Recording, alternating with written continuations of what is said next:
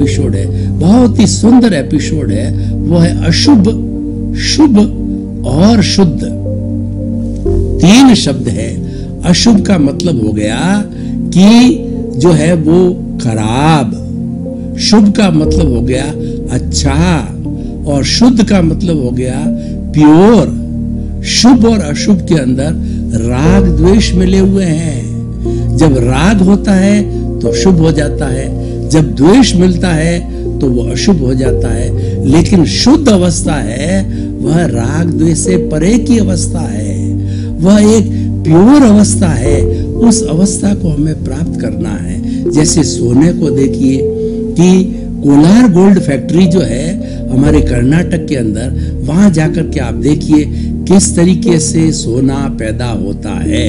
वहां पर जो है सोने की गोल्ड ओर माइंस हैं, उन माइंस में से जो है ओर को निकालते हैं तो सोने के छोटे छोटे टुकड़ों के साथ के अंदर मिट्टी होती है। उस मिट्टी को तपाया जाता है, मिट्टी को अलग करके जो छोटे छोटे टुकड़े होते हैं उनको फिर मेल्ट किया जाता है। तो मिट्टी जब जो है अलग हो गई और उसके बाद में जो टुकड़े बच गए, उस टुकड़े में भी देखिए कि मिलावट होती है, तो वो अशुभ है। और उसके बाद के अंदर उसको थोड़ा और शुद्ध किया जाता है तो शुभ हो जाता है, और उसकी मिलावट एकदम समाप्त हो जाती है, 0 मिलावट होती है, तो वो सोना शुद्ध हो जाता है, जिसको हम 24 कैरेट का सोना कहते हैं। 22 कैरेट को हम शुभ कह सकते हैं और 10 कैरेट या 16 कैरेट को हम अशुभ कहते हैं। ये शुभ, अशुभ और शुद्ध है, ये हमारे विचारों से जुड़ा हुआ है, ये हमारे भावों से जुड़ा हुआ है। इसका संबंध मोक्ष से है, इसका संबंध व्यक्ति के पुण्य और पाप से है। इसीलिए आज विषय लिया गया है कि देखिए कि हम अच्छा चिंतन करते हैं तो शुभ भाव बनते हैं, हम बुरा चिंतन करते हैं किसी की बुराई के लिए, हिंसा के लिए या तृष्णा के हिसाब से, विषयों के हिसाब से, तो वो अशुभ चिंतन होता है, उससे अशुभ भाव पैदा होते हैं और उस अशुभ भाव से पापोदय को हम अर्न करते हैं और शुभ भाव से हम पुण्योदय को अर्थ करते हैं। लेकिन हमारी भारतीय संस्कृति के अंदर शुभ और अशुभ दोनों को बेड़ियां माना गया है, दोनों को बंधन माना गया है। जो अशुभ है वह लोहे की बेड़ी है और जो शुभ है वो सोने की बेड़ी है। इन दोनों बेड़ियों को काट करके शुद्ध होना पड़ता है, तो शुद्ध हमारा साध्य है और शुभ और अशुभ जो है वो साधन है।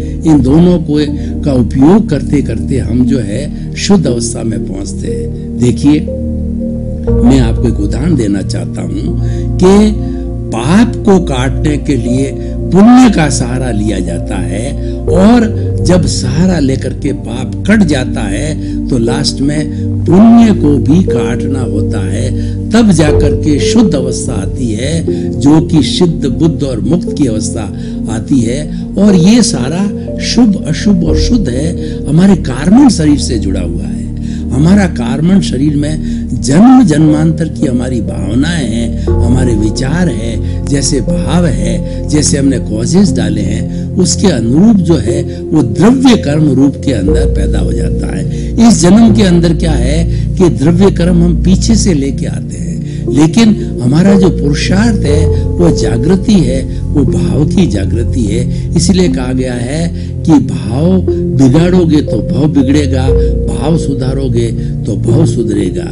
यानी हम कैसे भाव करते हैं, कैसे चिंतन करते हैं कि दुनिया में किसी व्यक्ति को हम दोषी देखते हैं तो ये अशुभ भाव है, और उसको जो है दोषित नहीं देखते हैं तो ये शुभ भाव है। और इन दोनों के समाप्त होने के बाद में पीछे शुद्ध अवस्था रहती है, वो जागृति की अवस्था होती है, उसको हम ज्ञाता दृष्टा भाव कहते हैं। आत्मा का जो ज्ञाता दृष्टा भाव है वह शुद्ध है, आत्मा स्वयं अपने आप में शुद्ध है, और इसके साथ में जो कार्मण शरीर जुड़ा हुआ है वह शुद्ध है, और उसी ने आत्मा को बद्ध आत्मा किया है, इस शरीर के कारावास के अंदर जोड़ा है। और वो शुभ और अशुभ जो है दोनों को हमें काटना है, उन दोनों बेड़ियों को काटना है।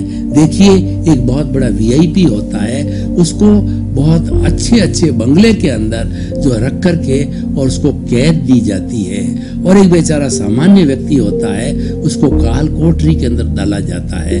तो हम कह सकते हैं काल कोठरी वाले को जो है लोहे की बेड़ी पहना दी और जो अच्छे गेस्ट हाउस में रखा जाए, लेकिन है दोनों बंदी, है दोनों कैदी है, एक सोने की बेड़ी बैठा, दोनों को कैदी के नाम से ही पहचाना जाएगा, चाहे जो है वो वीआईपी है या चाहे सामान्य व्यक्ति है।